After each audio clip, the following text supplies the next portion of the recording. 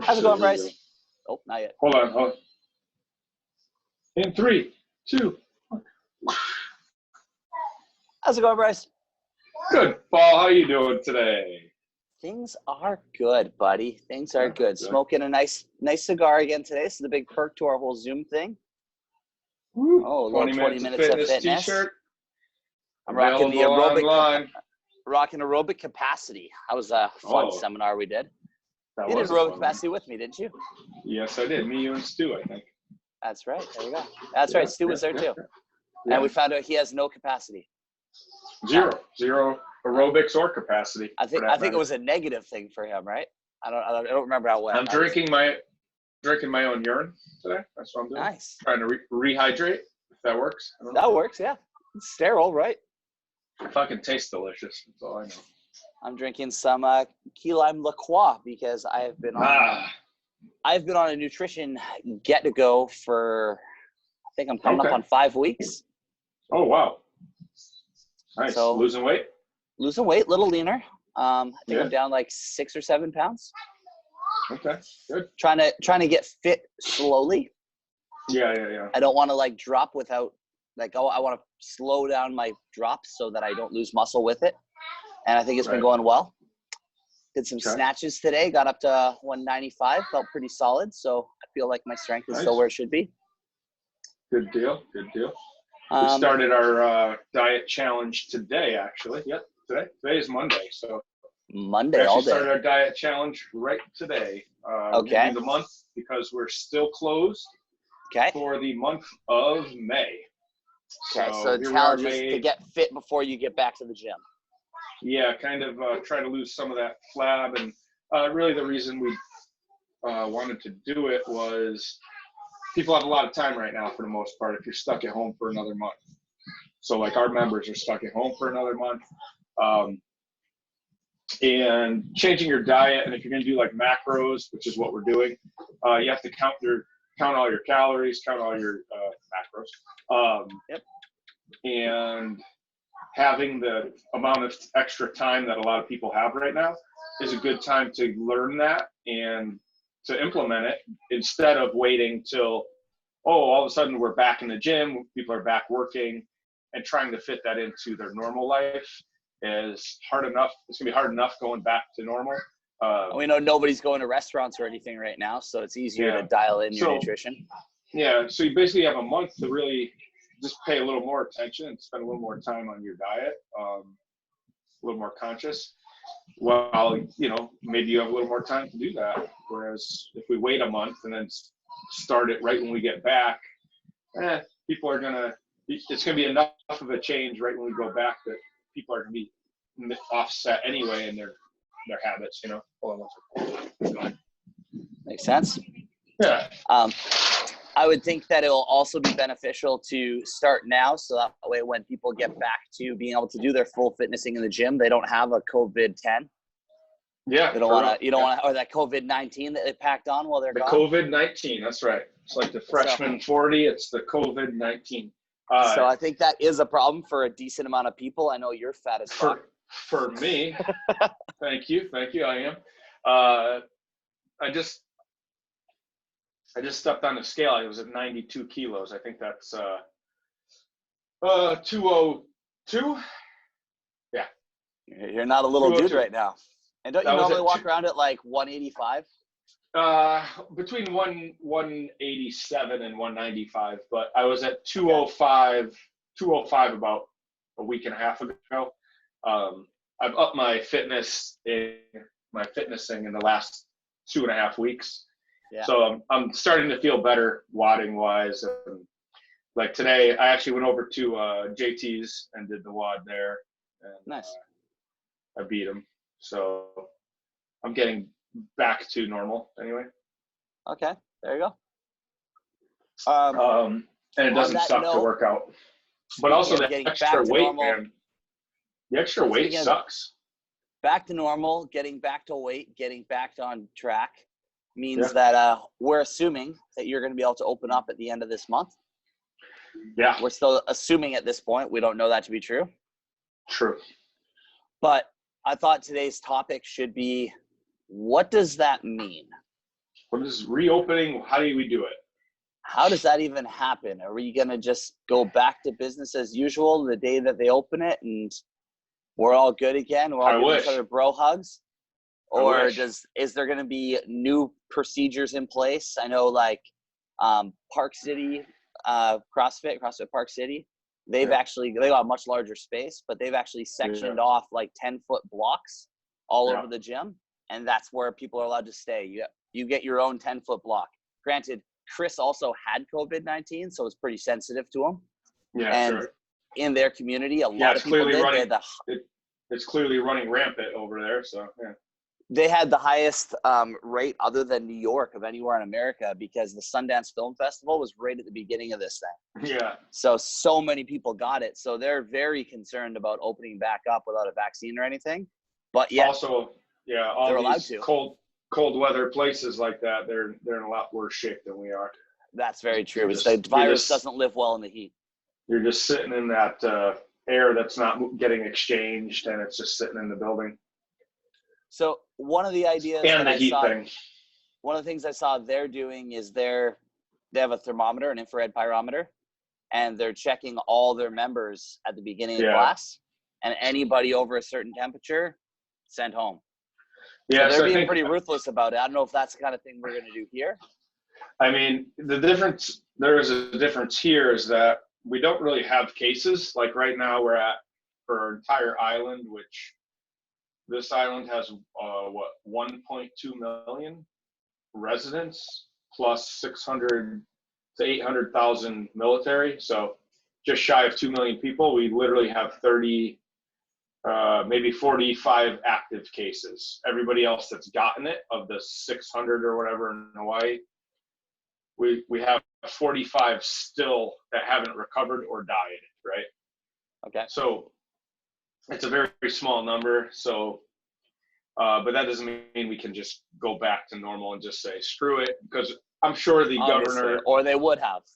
Our government's not going to really give us any sort of guidelines of anything. They'll probably just put a numbers. No.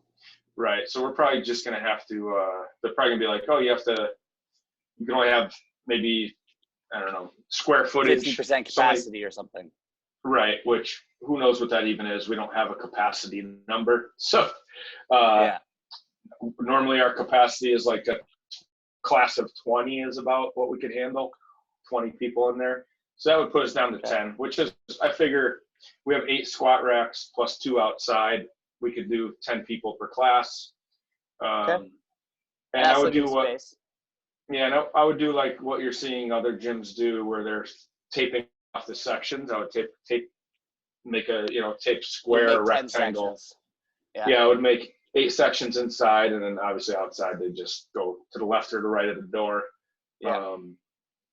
But do it that way. That way we could run classes of 10. We'll probably have to increase our class times somewhat, or adjust them to where we have 2 classes in the morning. That would be, or actually we already have them that weren't really being utilized. So one thing. I see what you're saying. More options for times since they're smaller classes. Yeah, but really more so check-ins. People are definitely gonna have to check in, and that's twofold. One is that we can only have 10 people. Let's say we can only have 10 people. We'll set that number.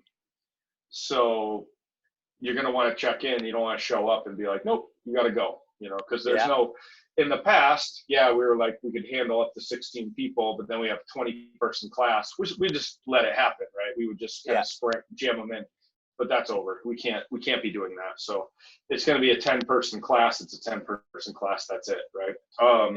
So that'll cause us to start doing the check-ins, which we have, that already exists. So, and it should be happening anyway. It's actually to your advantage for that to be happening. Absolutely. And also a lot of memberships got canceled. So it'd be good for you to know that only people with active memberships are in classes. Yeah. And then also, let's say somebody did have it. Let's say you had it and Paul comes to the 4:30 class on Monday, Tuesday, Wednesday, Friday. Okay, well, we can now see who was at those classes with him. So they can get tested or whatever. Yeah, I mean, really, it's just so they have a direct you at least have some sort of guidance. Maybe, maybe somebody like yourself who's there every day isn't a good one, but like somebody that's maybe there. No, like Stu comes once a week, twice. So. Yeah, exactly. Yeah. So I'm picking on Stu earlier, might as well stick on him. Yeah, you come once a week, it's like, okay, that's easy. They came to this class. Let's call everybody at this class and everybody that came to class before it or after it. You know what I mean? That might have come in contact. And unfortunately, if it's a coach that's sick, then that coach is gonna have to do all the calling. Yeah, there you go. Yeah, Sorry, Stu. If you come in sick, yeah. So that would definitely help. And then that should also, especially in the morning hours, that should send people to classes because there's, like 8:30 class is huge usually. That's usually at least 14 people almost every day. So maybe add a 9:30 class? Well, there's already a 7:30 class that people don't use, right? They only get like 3 people, But I know 1 to 3. So we could fill the 7:30, we could fill the 8:30. There's a 9:30 open gym. We could change that, That could become a class. Because I know some people that time would work better.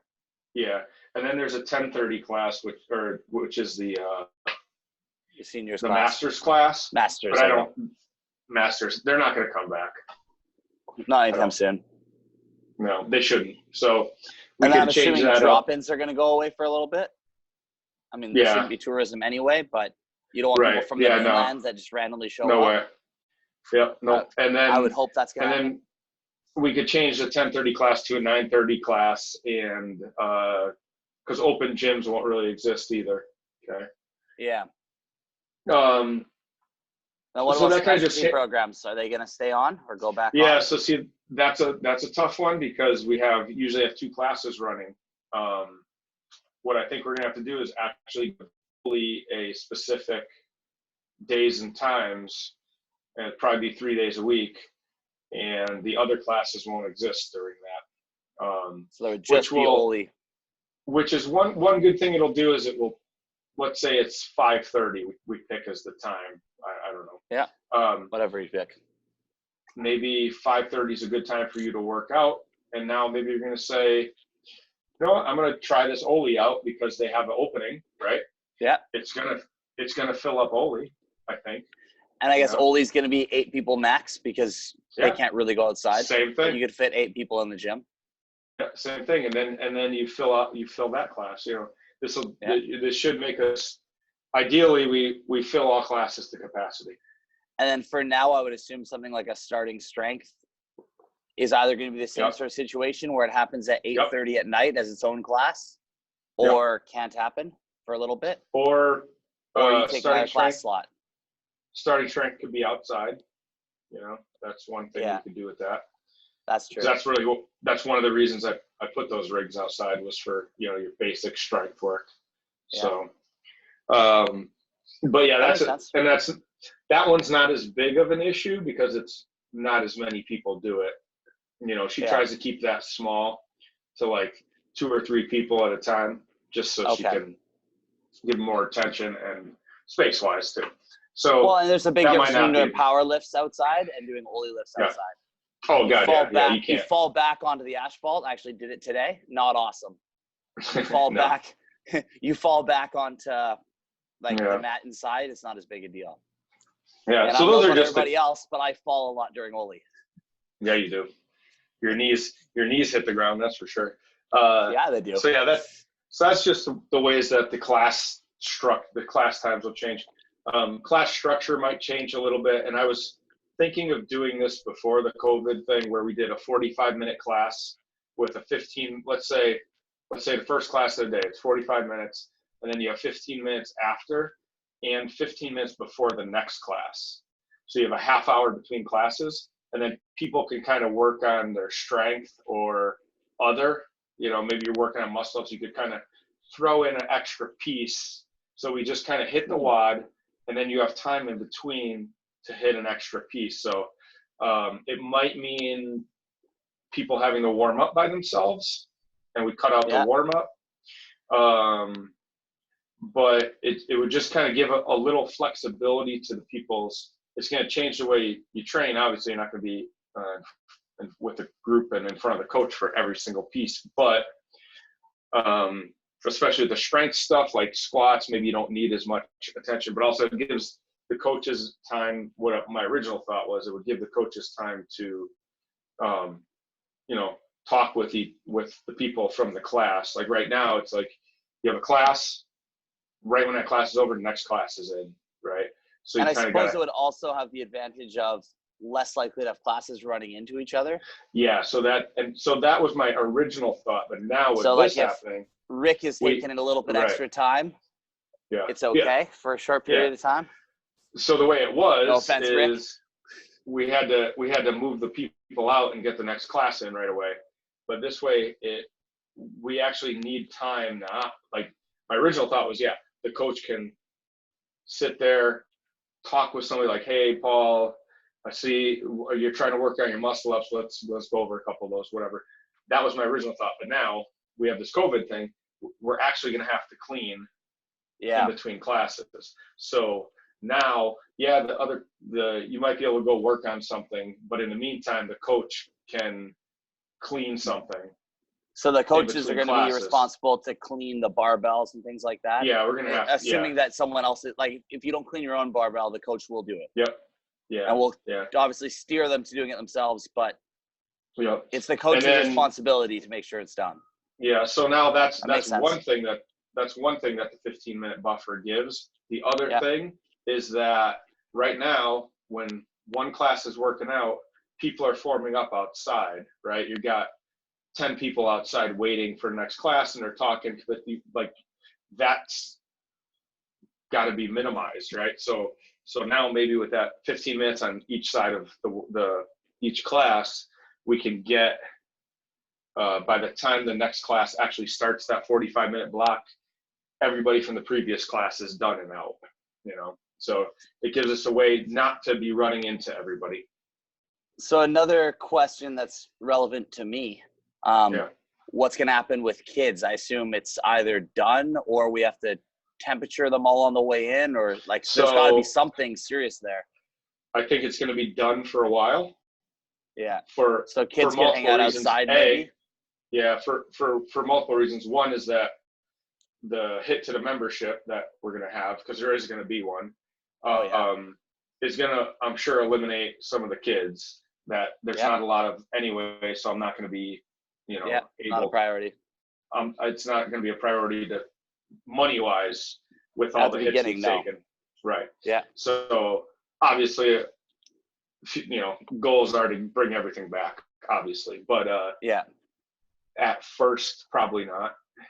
Yeah, that makes sense. Well, and one kid gets sick, now all the kids get sick. Yeah, and with the then all the members get sick. The unknown of this, it's like the less people that don't need to be in there. Yeah. Unfortunately. Yeah, that makes sense. And I don't think it's responsible to have kids in there just hanging out with other kids and just chilling and whatnot. Yeah, they're not keeping any social distancing. They kids don't know what that is. Yeah, and so I don't know. I know some gyms will probably still do daycare, but I don't think there's a way to actually do it right. Not really safely, no. Yeah, so that's going to be a tough one, but I can't see doing it right away. Is there any other big issues that you see that will be specific changes? That's a good example. Something that's going to have to change. Oli's give me an example that has to change. Yeah. Starting strength, something that has to change. And you can work with all those things, but those are all things. Times are going to change. And I think definitely, I'm going to look on eBay, and I know other gyms are getting the scanners that you shoot, to check anybody's temperature. And if you're sick, you have a temperature, you're out, That's one. And then I also have heard people buying misters and stuff like that to, dispense some sort of sanitizer. I mean, right now we were spraying with Clorox.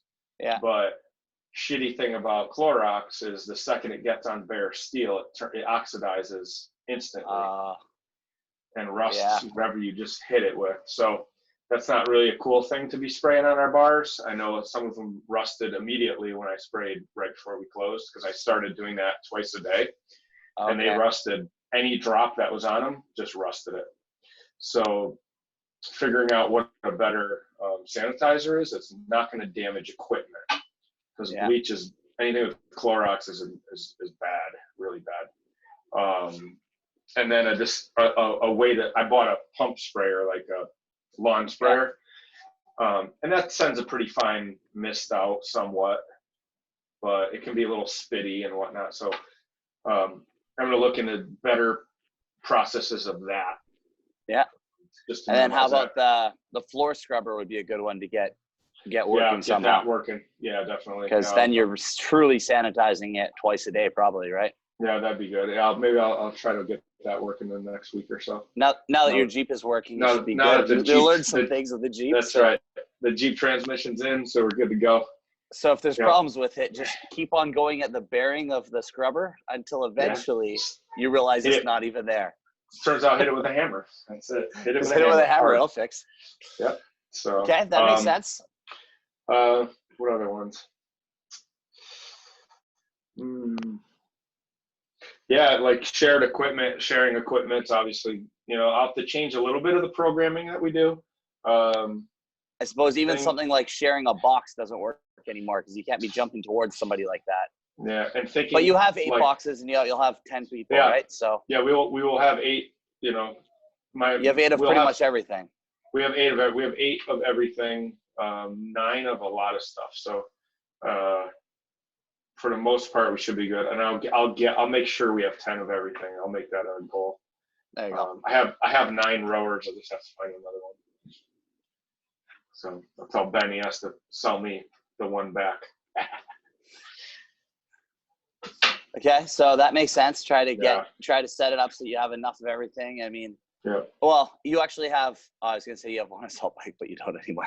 No, and actually, I was just thinking that I will be buying an assault bike, so that'll be the. There you go. So you'd have 9. You'd have 9 rowers and an assault bike. That would be just fine, actually. Absolutely. Yep. But things like ropes, I don't think doing rope climbs are probably out for a long time, because how those get super sweaty and disgusting. Them. You can't. Yep. That's a good point. They're disgusting. Especially those white ropes, they really absorb it. They're so thick too. Yeah. So that's a good point. Yeah. That's and then I guess place. The more normal things though, like the pull-up rigs and the barbells, like those are relatively easy to sanitize in between classes. So absolutely. I think that's easy enough to do. And I guess you just got to be a little more diligent with that. Our membership's pretty good with cleaning up after themselves, which is great. Something I had already gotten rid of right before the COVID thing was those people were using the yoga mat pads for their hands instead of like ponying up and getting their own hand guards. I stopped making those because they're disgusting, quite frankly. And people can just buy grips if they want grips. Yeah, and we sell grips. So I'm like, you know what? I want to sell more grips, so I'm going to get rid of these. That would be something. Or you could just use the built-in grips. Be a man. I just use my hands. AJ, the biggest problem of those, be a man. Let's go. Or AJ could bring in his own yoga mat pieces, I suppose. Yeah, he could, absolutely. And then throw them away at the end of every workout, I guess. Just buy one yoga mat from Ross once it's open. There's your lifetime supply. And that's probably something too. Spongy yoga pads, out. Yeah. Nothing. Yeah. They're so porous, you can't really clean them very well. Yeah, we got rid of almost all those anyway when we moved. They were getting pretty gross. Yeah. Yeah, and the floor squares are so much more durable and cleanable. So. Yeah, that makes sense. Those you can spray some bleach on or whatever. Yeah. I think anything else. And then do we have changes? Do we have any guidance as far as when it's all started? Like, do you have any idea of when anything's happening? I guess you can start doing personal training though right away, right? That's one thing you can do. We tried finding like where the guidelines are from Hawaii, and you can't find what you can actually, you know what I mean? Like, and I read that one link I sent you, and that was it. Yeah, and I read that when it came out, but it's like there's no official. Like, it's sad that you have to go on KHON there to find out what the official government word is, because it's an official government news channel. No, it's not. It's not an official channel. So why? Like they hold all the press conferences. Like, why don't? It's ridiculous. Why doesn't the state of Hawaii do something? Yeah, have a fucking website, guys. Like, I know your current websites don't work, so that's part of the problem. Your unemployment website, good luck. So stupid. But on that note, I saw a post the other day from you that things are still looking pretty solid. You're not in fear of closing at the moment, at least. Right, we're solid. Yeah, you got your raised PPP loan. I didn't get it yet, but it pending? looks like it is pending. You didn't get denied. I got an official, like a email that they wanted a couple pieces of information, but I had to log it, like create a password. It was through a secured email connection, which was okay. So I've clearly gone from Bank of Hawaii to the next level of right. So that's solid. And they said that after I did that there was only a few days, or the next step was that they were going to basically send me send you the money. The DocuSign to send me the money. So that's pretty good. That was yesterday or 2 days ago. So I'm happy about that. Hopefully by the end of the week you get money and Jordan gets paid. I think we got it. Yeah, I think we got that. Yeah. So there you go. If you're listening, you're going to get paid soon. That's it. Okay. So that would be huge. The CrossFit support your box thing, we got like $500. So that's something. That helps. I don't know what's going to happen with the Gillette. That Gillette. I don't know if you saw that Gillette was going to. So we had 7 people put the hashtag in, and from what I hear, there are donations that those people that put the hashtag in gave. But I know of the 7 people that used the hashtag, I was one of them. Tommy was one of them. We gave nothing because obviously, why would we? So hopefully those 5 other people gave $100 each. I don't know, but So, but it's something, right? There's something there. The software company Push Press that we use, that does our billing. They actually came out with a grant program, $500.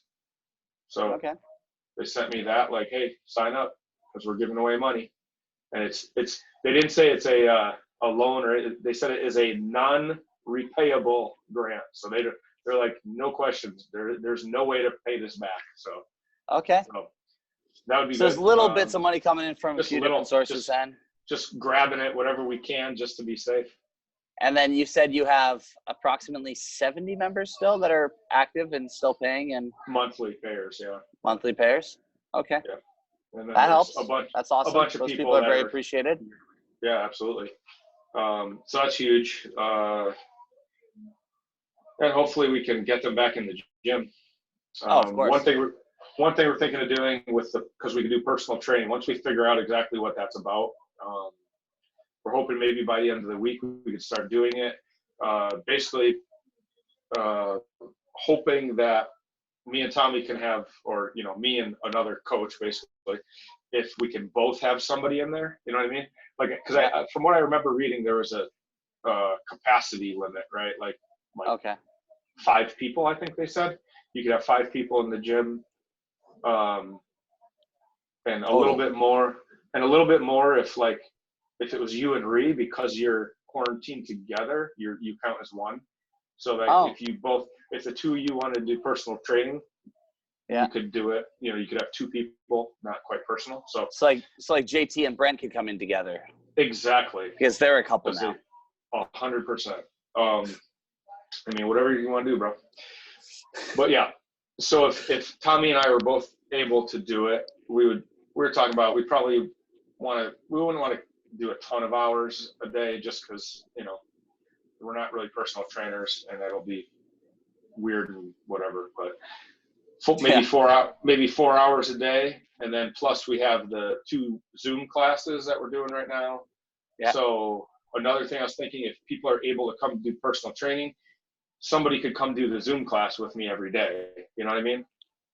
So it could so basically that would give us six hours a day. If you had 2 people in every time, it's 12 people a day that we could, at least they'd come in and we could do something with them, I don't know. And we could kind of cycle through the membership of people that are still paying, just to give them, give them some personal attention, maybe work on Oli, work on whatever, Try to teach JT how to do an overhead squat. Yeah, exactly. Yeah, sure. Hook up some come-alongs and crank them out. Teach Scrappy how to use some intensity. Ooh. teach him how to not use chalk. So that's one thing we're looking at anyway. Then what Teach else? Ben how to bench properly. No, that's more dangerous than COVID-19. Okay, no bench for him. Death rate of that is high. Yeah. That's all likely possibilities then, at least, or probabilities. Some sort of steps. You still have to figure out a little bit more about some of the details of some of that stuff then. Yeah, and I gotta spend the next few days setting up the gym.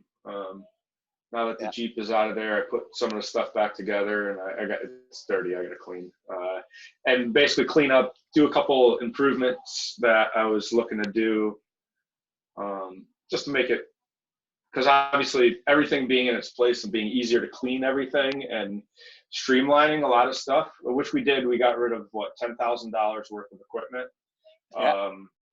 That wasn't really very useful equipment, or it was old. Sold. Everything I sold was 8 years old. Yeah, or older. For top dollar. Yeah, it's crazy. So that cleaned up some of the floor space too. So just. And then I guess that's another change that is going to happen right away, though, is we're going to be a little bit low on stuff until you can buy new stuff, because apparently you can't buy new stuff right now. It's like they don't sell anything. So. Oh really? Yeah. Okay. Like, if you go on to Rogue, I saw that. I saw it. Again. And they've tripled their shipping rate. Because somebody was like, "Oh, hey, Rogue hasn't changed their rates. That's kind of awesome." I'm like, "That is awesome." And then I went on there, and their fucking shipping rate is 3 times what it was, and that's not even to here. I didn't look to here, but this was for like somebody that was ordering where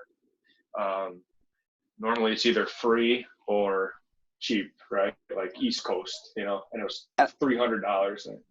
I've also noticed that even on Amazon, because I got rid of my 20-pound wall ball because it was a 30-pound wall ball that I took stuff out of to make a 20-pound wall ball. Right. And then it wasn't quite full enough, so I didn't like it. So I sold it for fair price. But I was looking at buying a new one, and I saw that the same brand that I bought my 30-pound wall ball. Yes. They do sell 20-pound wall balls, or you put out yourself on a list for them, but they're now $90, and they were $50 before. Yeah.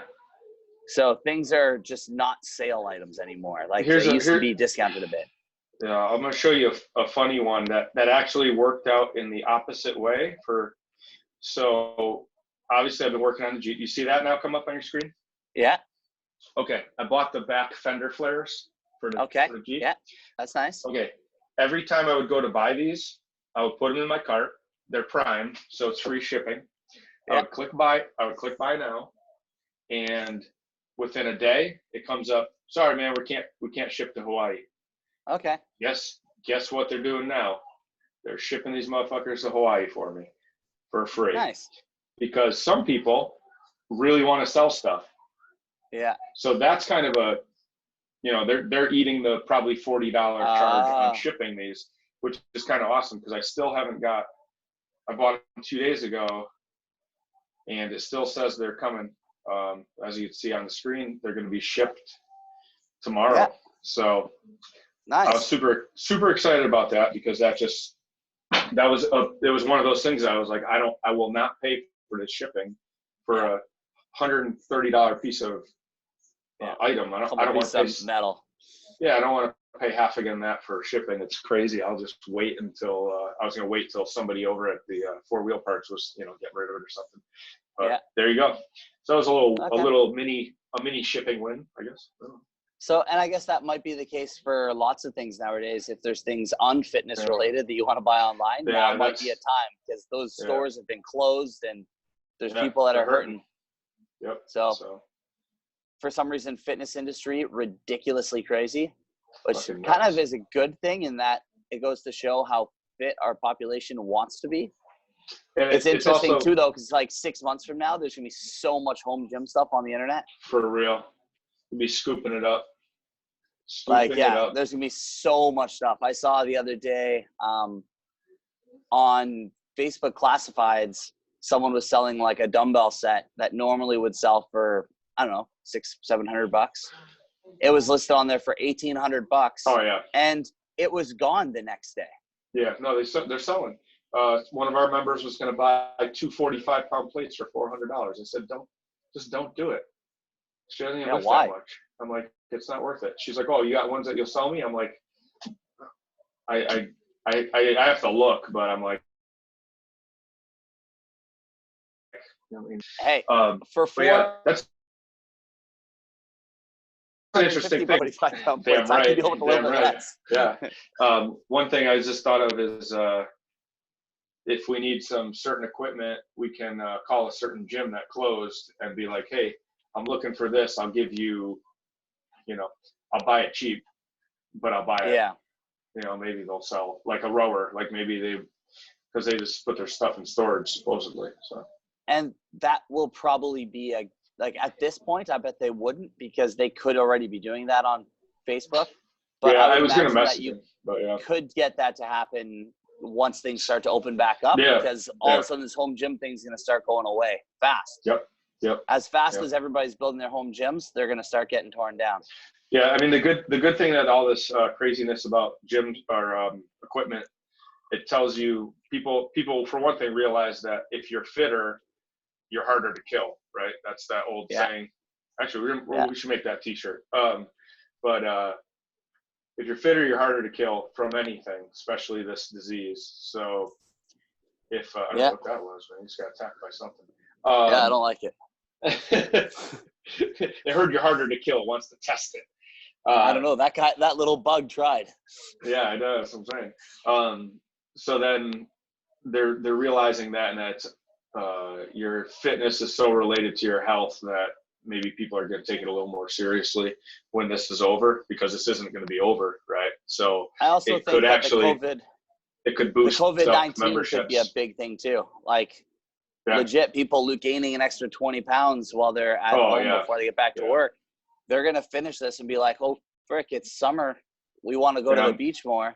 Not to say that we actually need to go to the beach more in summer, but we do. Yeah. People do tend to go in the hotter months. I know shit. I'm in worse shape now than I was 2 months ago before this happened. This sucks. Exactly. Yeah. So it might be a good way to get people in the box.